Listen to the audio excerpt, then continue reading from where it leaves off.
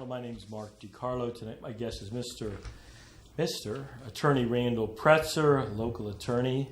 He's always reading something about World War II. I don't know about World War II. What about the Korean War, the Vietnam War? What about the Afghanistani and Iraqi War, Mr. Pretzer? We've been in a lot of wars. My boys read that, and they give me reviews of the books from there, so that's how I keep up with that. But I still keep getting stuck in World War II. And in fact, I picked up a book at the library called Those Angry Days, the time between, I think, 39 and 41, where Roosevelt could perceive the problems with Herr Hitler, understood the problems with Japan because he put an embargo on them. Oh, I'm sorry, excuse me. Well, that's all right. We're crowded here. Yeah, put an embargo on them because of their terrible prosecution of the war in China, especially Nanking, and said, look, no more oil, no more scrap. You can't make good steel without scrap. What do you mean Nanking? What's Nanking? Was it Yamashita? Or was it Homa? I'm trying to remember which Japanese general had his army go into Nanking, the city, which I think had been declared an open city. We had a number of missionaries there, and they go into the Japanese, probably rape, murder, bayonet, thousands and thousands and thousands of civilians. I can't remember, was it 27,000, 100? Oh, it was more than that. It was a huge amount. But Japanese soldiers went, here's an example. That's when a general loses control of his men in the field. I don't think so. Yeah. Not the Japanese, because the Japanese did that everywhere. Well, what I'm saying is... One out of 100 Filipinos? No, let me finish. Nanking was so bad that the German consulate had to intervene with the Japanese government. It was so bad. And after that, Roosevelt said, I'm tired of this. We've told you again and again, back channels and through diplomatic channels, to stop this kind of prosecution. And I think Japan was a signatory to the conventions, if I'm not mistaken. Gentlemen, I could be wrong. Correct me out there. And he said, all right, no more scrap, no more oil, no more this, no more that, embargo. So you're saying that embargo was actually results of like the Nanking massacre? Yeah, that and the prosecution, because they've been warned again and again. But don't you think that Japanese atrocities have largely been covered up, as contrary to the German atrocities which have been heralded, but you don't hear about the Japanese actions in the Philippines or in China? Well, I'm trying to think maybe, our occupation of Japan and Germany was set down to be no more than 4 years, and then we would move into what they call a status of forces agreement. And I think the Japanese were much easier, for some reason, to deal with after the war. I think the population had been fed up with, believe it or not, they were fed up with the war too. I think after the war, maybe that is true. And the Germans, there were still, I think to this day, there are some Germans who still love their Führer. I'll give you an example of that later on if you want me. Yeah, that is true. Yeah. From people that have visited and all. Isn't that all? That is pretty bad, though. And the Japanese, of course. Look at the Germans he killed. Yeah. It's terrible. Well, he flooded the subways in Berlin, where they were all hiding under the, the 8th Air Force was bombing by day, by grids at Berlin, and the Limeys were bombing at night. It was just terrible. And they were hunkered down in the subways, or the U-Bahns, as they're called. And he flooded the U-Bahns with people in there saying they didn't deserve to live. They didn't fight hard enough. Now, the Japanese, I think because of the terrible two bombs, my boys and I are still debating that issue, had it. We had basically firebombed the damn island. We had embargoed. We had sunk all their merchant marine. They didn't have any ships to bring their men back from China to get to work again, and they'd had it. And they were so glad, I'm sure, just for peace. And the emperor came out and said, hey, we're going to have to hunker down. This is it. The war's over, more or less. I think that helped an awful lot. And you had a population who wanted to get back and get the country back together. And when MacArthur came, regardless of how much you want to criticize him, or I want to criticize him, we need to get the men back here and get them to work to clean up this mess. And that's brought the men back. And he had reformed ideas. I think that what you did was a bait and switch. Yeah. I was talking about the horrible. the horrible Japanese atrocities Okay. and them never being held accountable, that's never what I'm trying even to being get to. intelligently discussed, That's what and then I'm- you gave them credit following the war for being more acquiescent or whatever the word would be, Okay. more compliant after the war. Well, hey, Well, here's the let thing. me tell you something. I got an answer. The- I got an answer. go ahead. Give me an answer. Both were prosecuted. There were a lot of prosecution. We hung a lot of Japanese Interesting. camp commandants and camp guards. Yamashita, who was in charge of the Japanese army in the Philippines, and the Philippines, when our invasion of the Philippines, the liberation was terrible. The Japanese were just as bad in there as they were in Nanking. And Yamashita, his defense, and he had three, I think he had 2 or 3 defense counsels who took his case all the way to the U.S. Supreme Court. And the tribunal came back and said, you're guilty and you're going to be hung. Yamashita's defense was, I didn't know what was going on. MacArthur, who they asked, because he was the convening authority of the tribunal, he had the right and power to mitigate the sentence if he wanted to, lower it, couldn't increase it, of course. And he said the commander is responsible for the conduct of his men at all times in the field. There's no way Yamashita didn't know what was going on, and they hung him. Several others they hung too. And I'm against, ladies and gentlemen, I'm opposed to capital punishment. They should have put him away forever. That's all I have to say.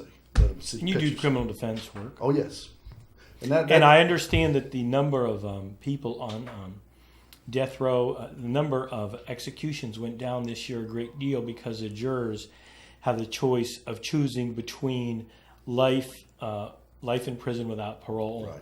and that has resulted in a reduction of death sentence. Absolutely. And then once you give that option, you'll notice that there was an interesting argument. Back when I was in law school, shows how old I am. It's 72 or 73. There's a case called McGough v. California. And Remember the case. and Could you cite the book that was I written? can't remember. Probably- 247 Southwest 2nd? No, it was a U.S. It was an opinion by Brennan, and he had Knows this the justice. magnificent Guy's on top opinion of his for game. saying that, hey, there's no use to have the death penalty anymore. He had all these statistics how the jurors have come down. They don't. It became so infrequent. It became cruel and unusual on that point. But he had several other reasons to argue it, and plus justicable standards too. In other words, what standards do these states apply that could be reviewed by appellate court to determine whether those standards were met? In other words, apparently a lot of the jurors, especially, were inclined to put blacks and Hispanics, or anyone of color, let's put it that way, send them to Sparky or the Needle or whatever, Hanging or whatever it was, as opposed to what, and that all came out too. Later on, about 2 years later, the other Supreme Court case came out which abolished the death penalty. Then the legislature started setting up, quote, justicable standards by which they could determine someone should die and someone should live. And my feelings are, well, now all these politicians are talking about us being Christians. Excuse me, I'm getting wild here. And I'm saying, what is one of the great cornerstones of all great religions? What is all great religions? Islam, Christianity, whatever, is forgiveness. And I'm saying, wait a minute. Yeah. Let me tell you something. No, let me just tell you that they're a bunch of hypocrites. They're Christians. I think that's misunderstood. No. It is. No. It is. Forgiveness. Would Jesus, remember what Jesus If your brother says, forgive you, the quote basically implies that if they ask for forgiveness, you're to forgive them. What if they don't ask for forgiveness? You have a duty to forgive regardless. I don't know if that's true. All right, let me give you an example. If they don't ask for listen, you come over and you slap Mark DiCarlo in the face. Yeah, okay. And I forgive you. Yeah. And you come in and keep slapping me. Well, I'm crazy if I keep letting you slap me. I'm out of my mind. If you don't ask for forgiveness, I don't think that I don't have to forgive you. But, remember the movie Gandhi? Yeah, I remember. Remember Gandhi? They came up to Gandhi, and then remember he was walking with the preacher, and they're walking. It's a big Hollywood movie. Yeah, but remember the tough. This is actually from his, that's what from his overproduced Hollywood movie. No, it's from his biography. Here's Gandhi walking with the preacher, and he. I didn't see the whole movie, so I'm being. Watch the whole movie. They're walking, and these thugs come up and want to give him a bunch of. The preacher who he's with is a white guy or an Anglo in Church of the Anglo Church, And of course, Gandhi is a member, Hindu. And, yeah, that's right. And they're walking together, these thugs are giving him a bunch of crap, and he finally says, there's room for us. You'll find that sometime there'll be room for all of us. They said, get off the sidewalk, get on the street, And he was walking away, and he says, I was reading your Bible about, turning the other cheek. And then the preacher says, well, maybe you're speaking about that metaphorically. He says, no, I think it means show some courage. I think that's what it means. Example, the Danes basically denazified the occupation army without arms. Without arms. They did things like the girls wouldn't talk to the soldiers. They took all the street signs down. They ignored them. And if they started an argument, they argued with them. They basically, it's interesting. I don't know what I'd have the courage. Someone slapped me, I'd turn on and hit them back, probably. Well, because my German nature, we're such killers. Germans have done good things for us. They've given us nerve gas, But giving us heroin. And too. you raise this subject. It's an interesting subject No, it too. is. About forgiveness, and like I said, I think that subject is often, misunderstood in religions. I also think that what you're saying too about the Orientals are good at that. Have you heard of the sound of one hand clapping? Well, no. If you don't react, it takes two people to fight. So there's interesting issues there. But you're talking about the Indians, the occupation by England, and that's a complicated issue. What do you think of the English occupations of various countries from Africa to? How do you did they commit a lot of atrocities? Was it good for the people? Is what a lot of people say is some of these African nations were they better off under English colonialism? What did Gandhi say? Better for our bad government than your occupation. Did we want the English here? No, we didn't. We were, but remember the people that came over to the United States came on I know, that's prison ships. Came on prison ships. I got to tell you though, if you were to compare our system of government now with theirs, I think they'd give us a run for our money. Well, they've been at it longer. They should know better. Well, we're just talking. But we are Americans. Just talking. We're much different. We're not so subdued. I've noticed that people express their opinions. You may not agree with them. I have a friend who. And they may have opinions and they don't know what they're talking about. Well, that's true, and I think that's very common. Our issue, like the Quakers, talk about friendly persuasion, which I'm bad at times when I lose my temper. But it's and also I'm saying about remember when Jesus was standing there with the Pharisees at a mob and they were going to stone the woman who was found to be in adultery. Now the man wasn't there who apparently engaged in sex with her, but she was there, and he said, well, those among you who have no sin, cast the first stone. And he cut right to the chase of the argument. And again, that's forgiveness. Got to learn it. Now someone's beating. I don't know that. I don't know that that's forgiveness. I don't know. I don't know that's forgiveness. I don't know that that's forgiveness. Yes, it is. It's got to be. Well, it's a cornerstone because these quote prophets understand the human condition, which is we all make mistakes. Let me say this. Yes, sir. You're living in the world. You have to use wisdom. Mm-hmm. And like I said, if Randy Pretzer is slapping me in the face every time that I saw him, I don't know that I have the obligation to forgive him. And I either have I need to stay away from him, or I need to, or I need to hit him back, or whatever. Right. But this idea, and again, if he doesn't ask me for forgiveness, and I know he's going to continue to do it, I don't think you have a Christian obligation to be foolish. Ask me what I would do if the Japanese invaded with 6 or 7 divisions in California, and we couldn't stop until we got to Mississippi. And let's say the Germans are coming to the other end, but ultimately, because of our manufacturing and our population, we expel both the enemies. I have a feeling, knowing the American public is a very generous people, I don't think they'd have left the country alive. So I always thought, people say how terrible the Russians were in World War II and all this. I say, I thought they were relatively restrained considering how terrible the Germans were. They lost 23 million people. And so That's that's true. And I That's true argued from with that. them. I said, wait a minute now. You always have things blown out of proportion. But there were men in their shock armies and their guards army, those are honorable units, wearing the medals in the battle. And by the way, many had graduated from the Moscow University. And you go through Moscow University by merit. In other words, your brains, who led these armies. And they were so glad the war was going to be over. They weren't going to stop. And I'm thinking, if the Japanese and the Germans, with the armies that they had at that time, the brutality they practiced and the racism that they had, treated our people like the Russians were treated, I don't know. I think we'd have been really angry. Of course, we're still upset about the British two wars, Revolutionary War and the War of 1812, especially the War of 1812, and they wanted to marshal army in the Civil War in the North because of the XYZ affair, the three diplomats. I guess that's what it was. Maybe I got the names wrong, gentlemen. The diplomats, the Confederate diplomats that we arrested at sea. Of course, you are speaking in great generalities about a hypothetical that has never happened. I'm saying that. Who knows what we would do?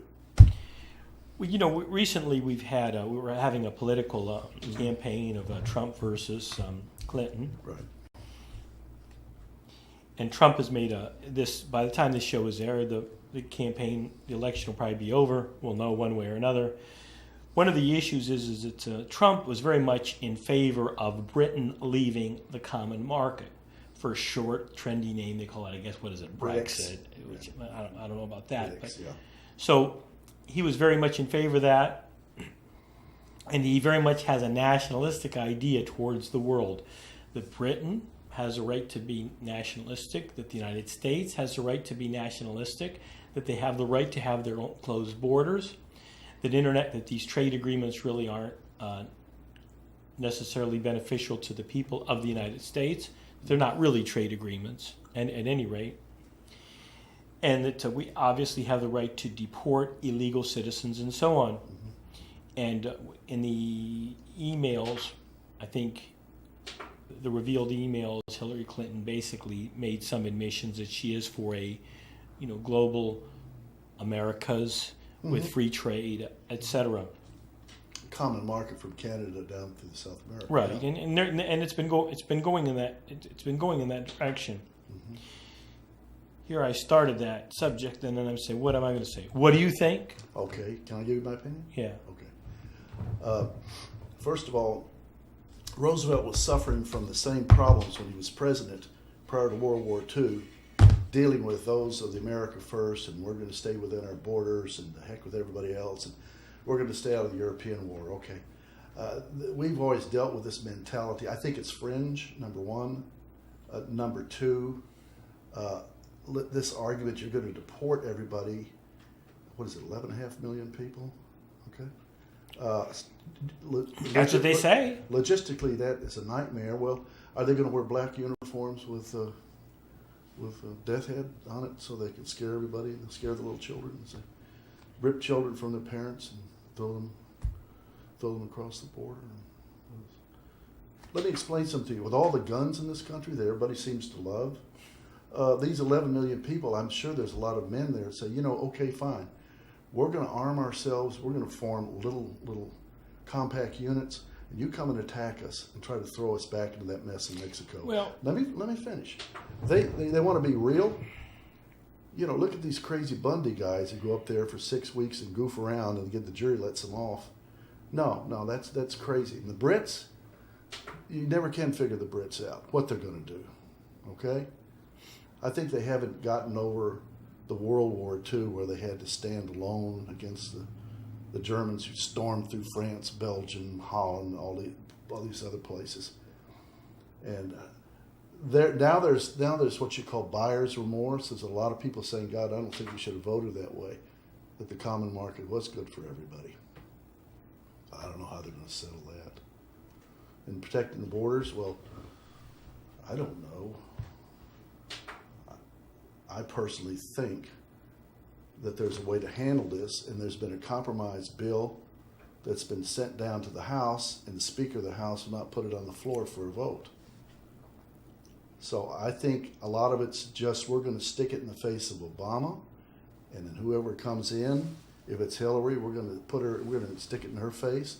We're not going to get anything done on it. And what's really disgusting, I just read in the paper, I couldn't believe this, where the state of Texas, and I've lived here since I'm 3.5 years old, people, and I'm 72, is not issuing or refused to issue birth certificates of those children born here on our soil. And that we have what we call the 14th Amendment. It's very clear they're citizens and they have a right to a birth certificate. I can't believe it. So I think we're dealing with some very provincial attitudes. I think they're racial. I think they're not rational. And these people, quote, who come over across the border, most just want to work. Just want to work. So I would agree. I would agree that most of them want to work, especially as of 10 years ago. I do think there has been a slight demographic switch wherein we do have more of a number of criminal element coming over than we used to have. We used to have many worked in the fields, etc. I don't know that that's as true as it was before. Mm-hmm. Regarding your idea that militias and this protection and then we may have some sort of armed conflict, I don't really believe that's true. I mean, it's obvious that there's been a certain amount of accommodation of illegals in the United States mm-hmm. through sanctuary cities, for example. Mm-hmm. Whether or not that should have been allowed by the federal government is an issue. I do know that they're often able to buy a house without showing citizenry. You're able to turn on your power, your lights, your gas without showing citizens. Mm-hmm. So many of these people that come over illegally, mm-hmm. why wouldn't they think they're basically citizens? When they could enroll in schools, when they could get power, when they could buy homes, when they could, well, naturally. Now, and if you want to reverse that trend, all you would have to do, it would seem to me, is it would make it difficult for them to buy homes, to have a car title in their name, etc. They would naturally, I think, leave. So I disagree that it would necessarily be some sort of a major armed conflict. Well, how about this? I have a solution. I have an easy solution. You announce on national TV that those who wish to become citizens that come here illegally to go to each of the courthouses and be there at 10:30 on such and such a date with your children. And I, as president, will say, raise your right hand, and I'll swear you all into citizens. You'll be given a certificate right then and there. Well, you know, I did the amnesty program. I started the amnesty program under Reagan. When I first started practicing, he was doing the amnesty. I said, hey, mm-hmm. We'll do it. So there's been but by doing the continual amnesty programs, you're actually telling people to try to come over here illegally to hide out, and sooner or later you become citizens anyway, right? But here's another factor you must remember. If the labor market gets certain saturations, people aren't going to come over. But then again, when you be bigoted a bit, not you, I'm not saying this. I remember Alabama. I remember being there a year and a half at Fort Rucker, and they had to enter into a consent decree. With the federal court regarding their civil personnel office discriminating against people regarding religion. And this was in 1980. And I thought, my God, I've stepped back 100 years. But I met a lot of nice people. But Alabama had this thing about, well, if you're an immigrant over here and can't do this, you can't work it. Well, they needed people who would come and work the fields and do the picking. And they said, fine. So they just went to other states. Like Michigan said, come on up, man. We've got plenty of work for you. And they were having a hard time getting people to pick the crops. Well, this is what you do. They fill a market. Well, of course they do. It's also true that they suppress wages in the United States. And I would argue that if they've got to pay them $15 an hour because we've got to pay them $15 an hour mm-hmm. and not bring in illegal citizens. I mean, those are my thoughts, I wonder if the American working class person without a lot of education that does manual labor, etc., isn't being disenfranchised by a lot of the illegals coming into the United States. Don't know. I think that these people sounds big. I don't want to use that word. Those immigrants that come in here who want to work are very law-abiding. Who the heck wants to go back to that mess in Mexico? Who wants to go back to Saudi Arabia? Who wants to go back to Syria? Who wants to go back to Iraq? You want to go back there? Man, I would obey the law. By the way, the Islamic community is much more law-abiding, I think, than most of the other people here. And if we're going to talk about criminal matters, I don't know. They've committed a lot of terrorism in the last 10 years. I see terrorism. A lot of it.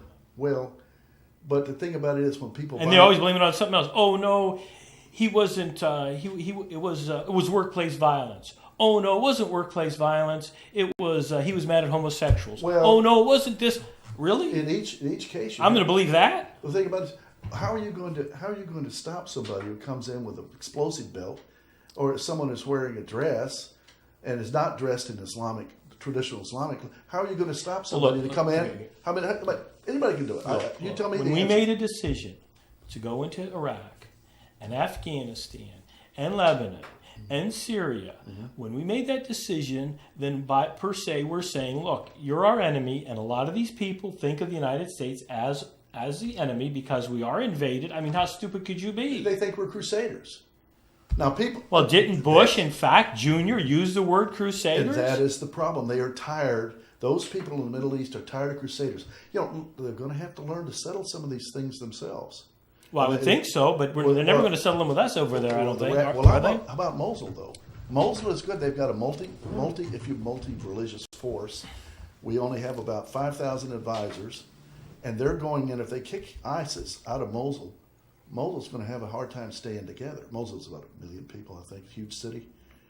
And this is Iraq and a bunch of other people going in there, not us going in with 400,000 men like we did in the first Iraq War, 450,000, 425, got to get the figure right. Interesting book about that one called Crusade. It's an interesting book by Atkins, my favorite history writer. He doesn't cut any slack for anybody, and he lets you know how the enlisted people feel on the field. That's been a problem. They associate us every time we get as crusaders, and I can see. Remember? Well, I mean, I would think so. We're over there; they're not over here now. Allegedly, I wonder if the British soldiers thought that they were liberators in the Revolutionary War. I don't know. I remember the Hessian soldiers. Remember the Hessian soldiers that Washington he attacked them when he crossed the Delaware. As a Hessian unit, they had taken no prisoners. No, I'm aware of that. It was a Hessian. Well, they were mercenaries from the state of Hesse in Germany, but the so-called Hessians. They took no prisoners. Well, their commander, or Colonel so-and-so, was real sick, and the men wanted to kill all the Hessian prisoners. And Washington says, no, there are certain standards of law, land warfare. We're not going to engage in that. Let them engage in that. We're not going to. So they captured. A lot of the Hessian soldiers stayed when the British left, became citizens, and fought in an army. Interesting. Well, that whole deal, it is interesting regarding morality and fighting in these wars. It's when you hear people discuss Hitler, the real question is can you have a viable government, a viable merciless government, a viable merciless government with that has that sort of hatred? I don't think so. Not in the long run. I mean, it's a basic psychological principle. It's just like a common person. I mean, how hateful and disobedient and mean could you be before you're not going to live long like that? They become top-heady. Well, the problem is that with Hitler and his group of, if you will, brutal men became narrower and narrower. And by the way, there were 26 attempts to assassinate him. People don't realize that. And one of the Germans' arguments after the war, watch out for the Germans' arguments, don't sympathize with their arguments, but was, well, we didn't have enough time to expel the grotesque. All right? And I want to say, yeah, you did, because when Hitler started trying to kick the judiciary in Germany was extremely independent.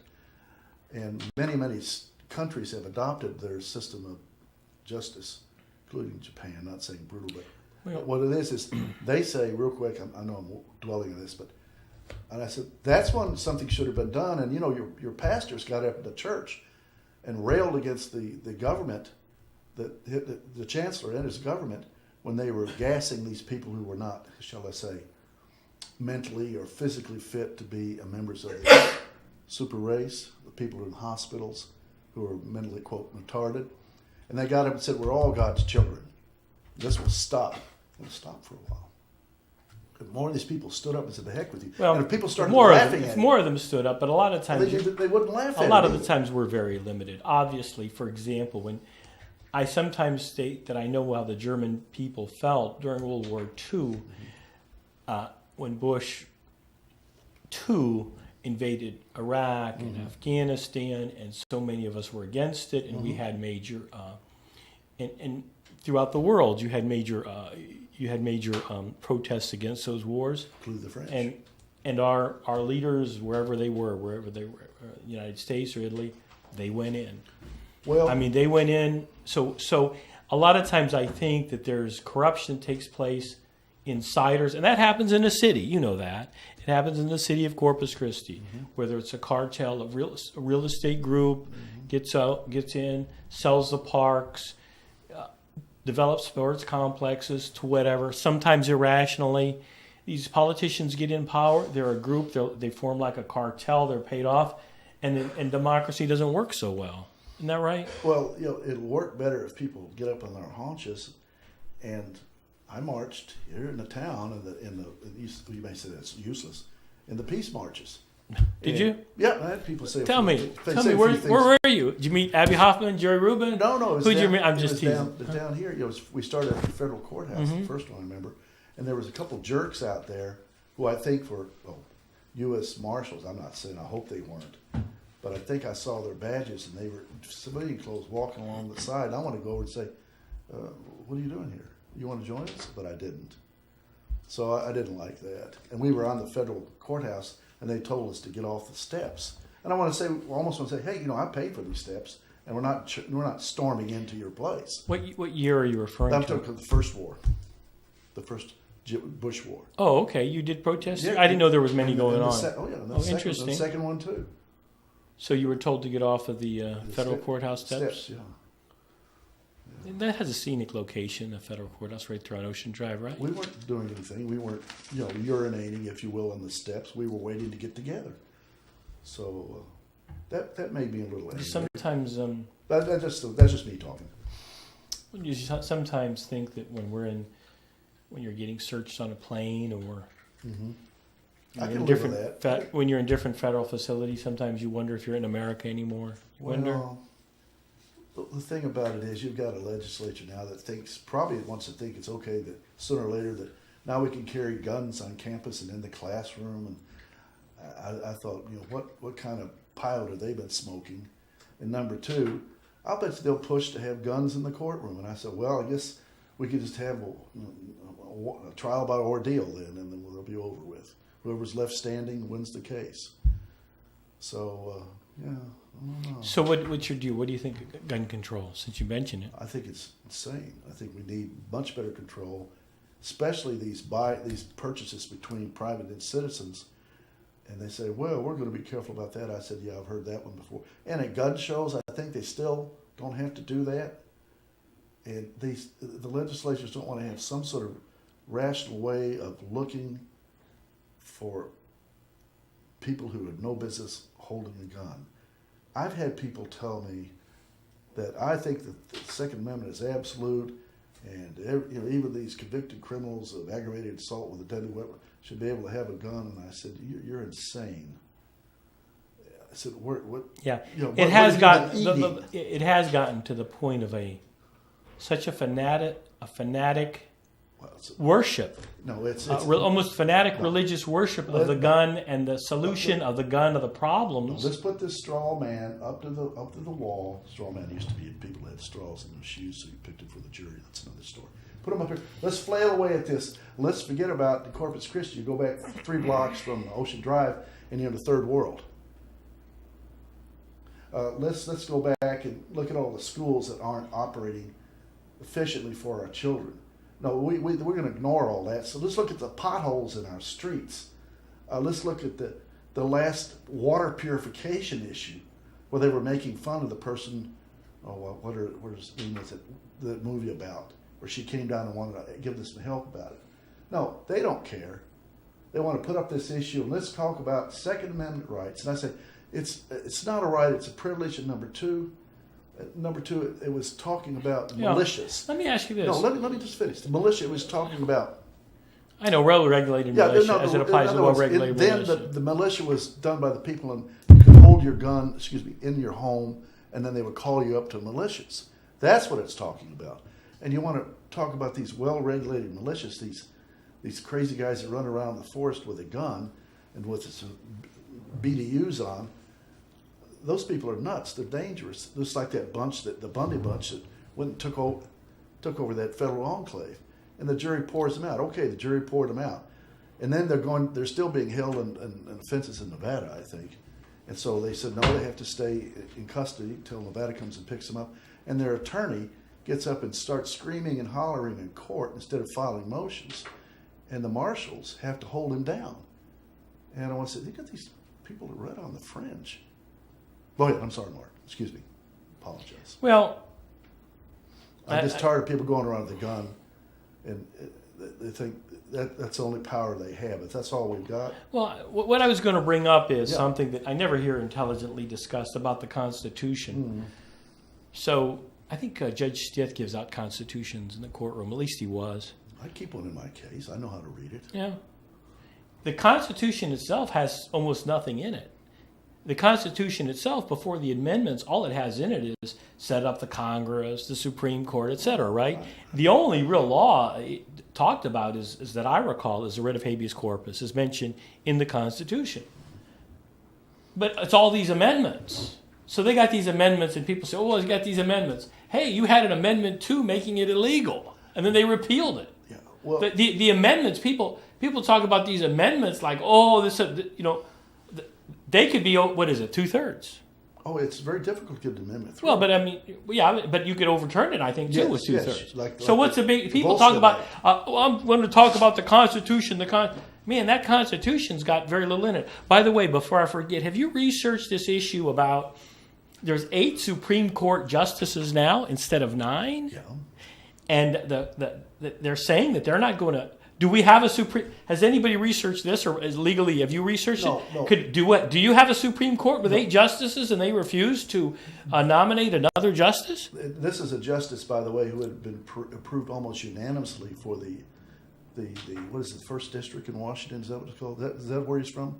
Who, Scalia? No, Scalia. Oh, the new guy, yeah. Oh, the new guy, I haven't really researched. All of that is just supposedly, he's a pretty moderate guy, I don't know. Yeah, and you're right. He was from Washington or something. Yeah, and he's done a lot of civil rights work and everything. He's well vetted.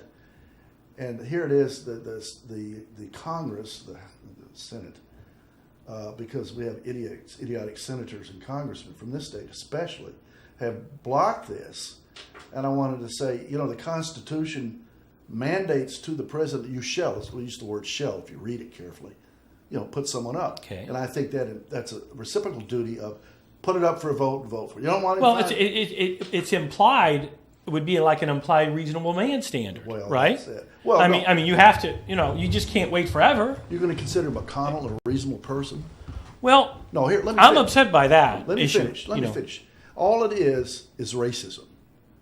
They don't like Obama because he's a black man in the White House, and he got there twice, and he got there politically, and the second time he's elected. Yes, no, that's all it is. A lot of it is. Well, when they first met, after he was the day of his election, they got together, and all they're going to do is make sure he's a one-term president, and all it is sticking it in his face, and he stuck it back to him by putting this very moderate person who they had approved, and they are the ones that look like fools. But that is the Republican modus operandi. No, if a Democrat wins, they did the same thing to Clinton. Those sexual scandals were very marginal. No, I'm talking about Obama right now. I'm not talking about the coming people in. No, I'm talking about President Clinton. His administration was attacked throughout his administration. But he still won. That's the new MO of the Republican Party. If a Democrat gets in, we're going to attack him. So I'm not saying there's not an indication of racism. There is, but I think that's a political game going on now. Well, I think it's going to backfire them historically because they did the same with Roosevelt. Remember when the court packing issue? Yeah. Remember the court packing where Roosevelt wanted more justices on there? Because that's what he was they were turning over these New They Deal were overturning programs. all his programs, so Well, he's going. I'm going to put more justices. That was pretty funny. Yeah, a number of them in there. These were programs to provide relief to people who were starving. Right. Half the people were kicked out of their homes. It was terrible, and all Hoover could say was, "Well, the market will make things better," and that was just stupid, of course. And Hoover should have known better. He wasn't stupid. He did relief work in Europe. He became very famous for his efficiency. But here's the thing: they continue to do that's fine. Sooner or later, maybe people are going to figure out we're not going to get anything done like infrastructure unless we get rid of these obstructionists, whoever they are, and whoever's been paying them off, and get in people and say we're going to sit down and work these problems out. We're going to fix our bridges. We're going to fix our internet, our interstate. We're going to fix our schools, our hospitals. We're going to make sure.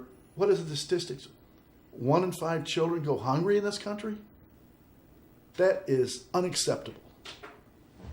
Unacceptable. Well, there are people that do think that Hoover did a fair amount. He just didn't go far enough. No, he didn't do anything. And then there's other people that think that we never really got out of the Depression as a result of FDR's plans until we got into World War II. Well, tell that to the people of the CCC camps. Tell that people in the Work Projects Administration who got out there and worked.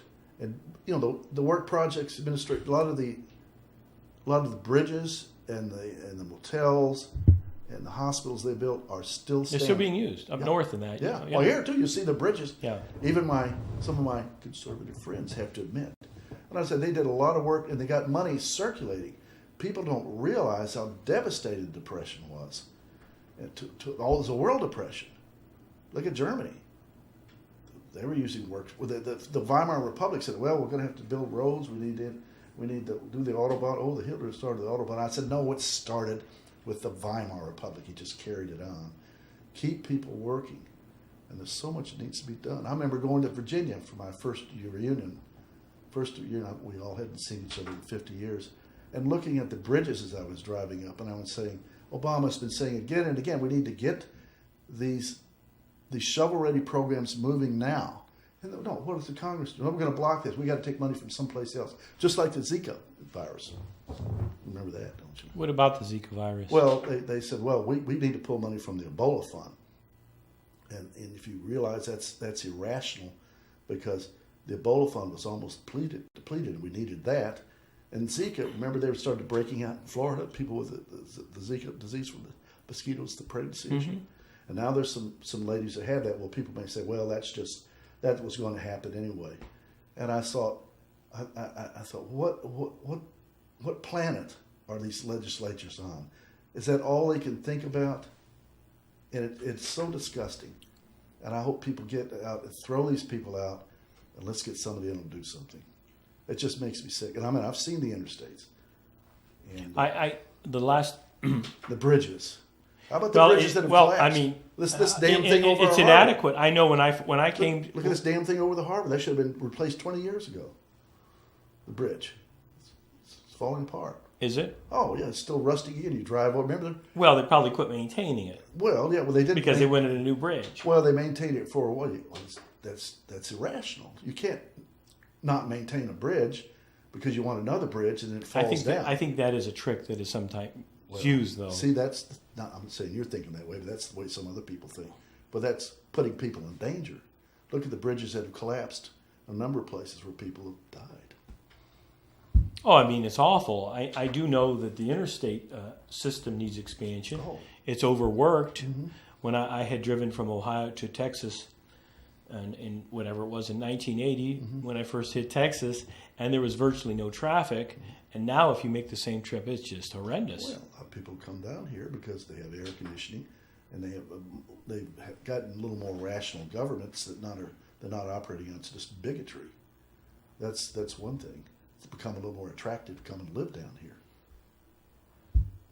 That's what come down here and have people use the N-word all the time. I think most of us, a lot of us came here for job opportunities because you couldn't make a living in the Rust Belt, or Well, I understand, and that's another fault of the manufacturers because they wouldn't upgrade their factories. They wouldn't spend the money, and then they want to blame it on the unions. Well, we can't make good cars. I said, well, how about upgrading your factories? Well, it's what also the Germans had done. Well, it's also true in Germany, et cetera, that they pay their factory workers a lot of money. They do, and They're also, very well paid. And when they had a problem with, the 2008 mess, they didn't throw people out. The government paid the manufacturers to keep these people online and working. Paid them instead of dumping them out in the street and giving them, quote, what you want to call welfare. Of course, that's always a bad word around here, welfare. They kept their people working, and that's how you do it. Smart Germans. So what do you, Trump, I think, one good thing I thought about Donald Trump is he kind of got off of the bandwagon of saying some of the same stereotypical Republican agenda. Wherein he said, got to cut taxes. They say the same thing. Got to cut taxes for the rich. Mm-hmm. Prayer in schools. Whatever. There was a certain number of things he said. He did come up, unlike Bush Jr. He did say, "Well, look, we got to protect the borders," and he said, "We got to make America great again." And America is great. America is great. We're still the last great hope for freedom in the world, and if anyone says otherwise, they're stupid. Well, we are the last great hope for freedom. Well, that's a different issue, though. Well, no, I'm whether just or saying not greatness. He's wrong on that. Number one. Go ahead. Well, it's interesting though but that has struck a chord. So apparently, a lot of people think that America is no longer great, or believes it could become much greater. I think, or else that slogan of his, much like President Obama's "Hope and Change" slogan, which was, I think, more form than substance, and this may be more form than substance, but it did strike a chord. So I think people are concerned that America could become a lot greater, or as great as what they think we once were. Obama knew how to outmaneuver the idiots in Congress who always painted themselves in a corner. Okay. The problem with Trump is, I think probably he should be indicted for some form of conspiracy, which is a unique Anglo concept, when he said that he wants to certainly press the issue of torture and retaliation against the families of alleged terrorists.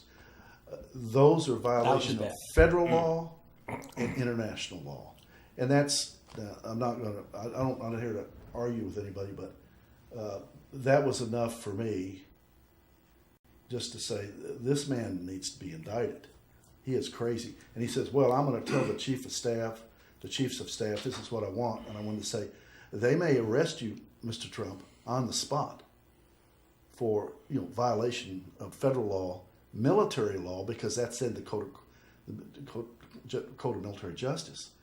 These are all violations. And to think for someone to get up and say that, and the press not pushing on that every day, I don't know. They've given him a pass. Well, they've given him a pass. You know how it worked. It's like under Bush 2. You get the U.S. Attorney General to write an opinion saying torture is okay, and it's not torture. It's enhanced. You know how the politicians do it. They got their tricks. I think the Army interrogation manual is what you follow. It is excellent. Well, here's the thing. Remember in World War II that Eisenhower, after Malmedy was where there was a unit of post invasion. There was a unit there when the Bulge came through, the Battle of the Bulge, where they ran out of weapons, ran out of ammunition, they ran out of food, they were freezing to death, and the battalion commander said, "Look, we're going to have to surrender or we're going to die." And there were a lot of wounded men, and they said, "Those of you who want to run and get out of here, make it on your own, get out, I'll stay here with the men." Well, here comes this SS unit, kills them all, starts firing automatic weapons at them, saying, "We're going to take you up and you're surrender." They've surrendered.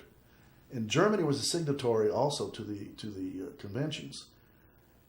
Killed them all. Well, Eisenhower, after that, the word gets out with the GIs, "Don't take any SS soldier, Pretzer, don't." And Eisenhower said, "Wait a minute, we need these people for intelligence in the field. They need to be interrogated. We're going to get a little bit here, a little bit there." That's how you form the picture of the order of battle, as they call it. And they had a hell of a time. Even the tank drivers in Germany wore black clothing. They made sure to take off any kind of marking that looked like an SS. Mm-hmm. because the GIs wouldn't take the prisoners. If you were a German, Wehrmacht, and you didn't give any trouble and surrendered, you're all right. What I'm saying is that this idea, well, we're going to have to institute torture and we're going to have to retaliate against families of alleged torturers. Well, what if someone thinks that I'm a terrorist, and are they going to take my family, my wife and my 2 boys, and torture them? Are they going to retaliate against them and put them in some dirty cell? But that's where it's going. That's that stupid thinking. And you watch the manual for interrogation. In the war, they would set the soldiers down, gave them a real cup of coffee they hadn't had in 2 years, cigarettes like Camels or Lucky, which are great. Let me ask you a few questions, and they generally could get whatever they want. They didn't have to beat anybody up. Yeah, they were experts. The torture issue is misconstrued. The torture issue is really a form of terrorism. It's a form of war. They don't need to torture to get information. Well, what about that's a fallacy. What about the people who have to, quote, conduct the torture? What do you think it does to them? What if you've been raised a Christian? And what would Jesus do? But you want these soldiers to torture other men who you may think they're they're terrorists, but they've surrendered, they're captured.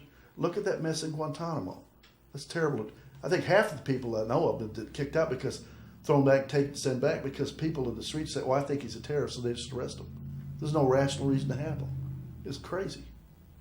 Well, okay, no. It's the whole deal about enhanced. I will not support, and I don't know why the bar supports. If it does, I'm not talking about here, you and I. Anyone who advocates torture and retaliation, who aggravates a violation of federal law, violation of international law, that's crazy. If you want to say, well, the Attorney General says this and that, the Attorney General's an idiot if he does that. Go ahead, I'm sorry. But Americans only have a choice between Donald Trump and Hillary Clinton, and Hillary Clinton has made jokes about assassinating people. We saw he died. She'd made jokes, and there's a lot of people who very very strongly condemn the drone programs of President Obama, because the issue is the main issue I understand is that who is a terrorist, who's defining them to be a terrorist, and how is that decided? So she has it's not like she doesn't have any moral volition in all of these wars, especially the war in Libya and assassinations, etc. So we only have the choice between 2 people. And I'm not disagreeing with you about what Trump has said. So he is totally disqualified as far as I'm concerned. And this idea that Hillary is a crook and you can't trust her, I say, why can't you trust her? How is she a crook? And no one can answer. They can't give me any specifics. In Libya, that was Obama's situation, but Obama was smart enough to get all the Americans out. She was Secretary of State. That doesn't matter. That's fine. She's Secretary of State. Who's Commander-in-Chief? All right? And the Secretary of State can't... But she voted for the war... I understand that. When she was a senator, too. I understand that. But what am I going to go? Going to somebody who's nuts? Who advocates torture? Who talks about Mexicans being rapists and murderers? Who says members of Islam should be, I guess, shipped off? They don't... This idea, I'm going to ship all the immigrants back, it's not going to stop with them. Remember what Lincoln said when they were trying to get the 13th Amendment through? And it's not going to stop with blacks. Then it'll be Catholics. Then it'll be immigrants. Then it'll be Germans. Who's probably many times have been the most hated group in the country has been the Germans, World War I and World War II. My father was, his father came from Germany. And he still remembers the comments made to him. He was working horrendously during the war, running 2 dairies to feed 2 large posts.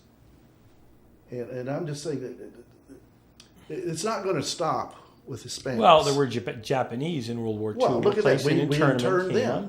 Now, that was just, it was like, well, no sweat. We're going to do it. It was 120. And I do think there were some Germans and Italians interned too, but a much very very small number. What the English did was they would have committees, and anyone who was deemed to be a possible alien subversive, they would have a committee to determine that. And if they weren't, they just sent them back to the factories or put them in a camp. But we didn't even do that. We just shipped families off, women, children. despicable. And the Supreme Court was despicable by holding it up. And we had to pay reparations. Ultimately had to pay reparations. You know, I don't think very highly of the Supreme Court decisions through the years. And recently I'd read about one that has gotten almost no press regarding the governor of Virginia who was indicted and found guilty for basically bribery, for taking Rolex watches, etc. And the United States Supreme Court said, oh no, I think they referred to it as what? Ingratiation and access to politicians. And they reversed the conviction, which was an extension of the what was it? Citizens United decision. In other words, not only can the corporations give unlimited amounts of money to corporations, but now apparently their little lackeys could give gifts to our local politicians, and it's not bribery and it's not corruption. It's ingratiation. I believe it was ingratiation and access. The worst decision, I think, of them all. Was Scalia living when that opinion came down? I don't believe so. Yeah, well, that sounds like... I don't believe so. No, he was not. That sounds like the court the way it is, and I'm sure there were three people on there who went against it. It was, I think it was, 3 to 4, but nonetheless, maybe 5 to 3 or whatever. It was discussed. It was discussed. He was taking bribes, is what he was. He and his wife were both. Well, the Rolex, some of them were a little bit more nebulous. I think maybe golf trips or something. But the Rolex watch, I don't know what I didn't read. Some are up to $27,000. Right. All I get mine at Walmart. That's the best I can do. It's really can't bribe me. Yeah. Well, that's where I get my stuff. Amazon, eBay, whatever. Why not? Get them on the internet. Get a lot cheaper. But that's not atypical of the United States Supreme Court to come up with decisions like that. I would agree with you. That's all we got right now. Look what they did at Bush Gore. They basically told a state to quit counting votes. Mm-hmm. Interfering with the political process. And that was supposedly a conservative court that said that, states' rights are first. Yeah. I mean, that was crazy. Who was the female justice on there said, I made a mistake? No one said that. That was her. God. That's easy to say. What was her name? I can't remember. She retired. Well, I don't know. Ginsburg, maybe. Ginsburg is coming out now. She's coming out making statements outside of the record, talking about who should be president, which I think is ridiculous too. But I don't have any trouble with that. Who cares about that? I don't care. I don't think that's properly her role. Well, how about the endorsing politicians? How about the Attorney General coming out again, trying to start all this stuff over again? Not the attorney, the head of the FBI. I don't want to say, look, you don't do that 6 days, 11 days before the election. What the hell are you doing? And then there's no connection between her and Hillary. It's the emails from that crazy guy. Who was showing himself off? Assange? No, the Wiener, yeah. And I don't know. Supposedly those were emails. Yeah, I don't know. Yeah, see, and Hillary did come out intelligent. Hillary Clinton did come out intelligently. Well. Bring everything out. That's fine. Bring it out. Let's go. Bring it out. And it all come up later on that those are redundant because. But our intelligence. I'm sorry. Go ahead. They're probably going to be redundant because those things are probably in the other emails that we're looking at. I don't know, and I guess that's the mystery. By the time this show is aired, the people that have been gracious enough to watch our show are going to know what those emails revealed. But this has been the end of our show. Oh, is it? That's it. Nice. I enjoyed it very much. Mr. Pretzer for coming on. I hope I answered your questions. I think, what was the term? Obfuscated and did not. No. Thank you very much for coming on. Well, can I say one more thing before you go? Real quick. Very good book, 1943. We should have invaded then. We ended the war by 2 years. Thank you. Thank you. Bye-bye. Very good.